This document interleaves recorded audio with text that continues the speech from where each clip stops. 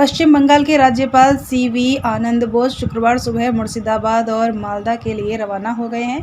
यहां अगले 2 दिन राज्यपाल हिंसा प्रभावित इलाकों और शरणार्थी शिविरों का दौरा करेंगे।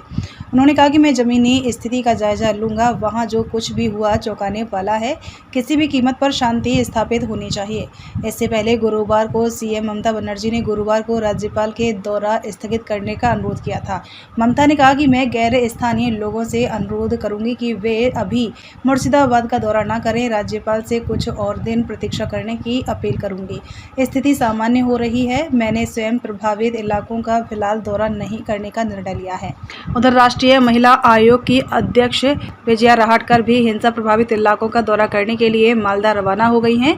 इससे हिंसा पर बंगाल सरकार ने गुरुवार को कलकत्ता हाईकोर्ट में एक रिपोर्ट पेश की है। इसमें ममता सरकार ने दावा किया कि हिंसा प्रभावित मुर्शिदाबाद जिले में स्थिति अब नियंत्रण में है।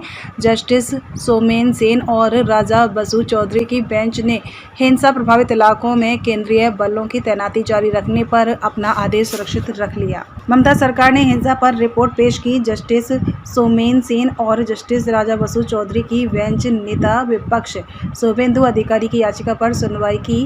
केंद्र की ओर से पेश हुए वकील ने संवेदनशीलता को देखते हुए मुर्शिदाबाद में सीएपीएफ केंद्रीय सशस्त्र पुलिस बल की तैनाती बढ़ाने की मांग रखी। वहीं ममता सरकार ने एक रिपोर्ट पेश की। इसमें ममता सरकार ने दावा किया कि हिंसा प्रभावित मुर्शिदाबाद जिले में स्थिति अब नियंत्रण में है।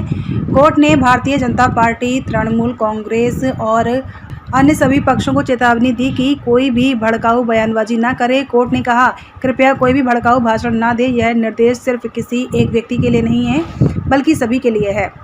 हालांकि कोर्ट ने वक्फ संशोधन कानून के खिलाफ हो रहे प्रदर्शन पर प्रतिबंध लगाने से इनकार कर दिया है। कोर्ट ने टिप्पणी करते हुए कहा कि हम इस मामले में हस्तक्षेप नहीं कर रहे हैं, लेकिन अगर राज्य सरकार इसकी अनुमति देती है तो वह खुद समस्याओं को आमंत्रण दे रही है।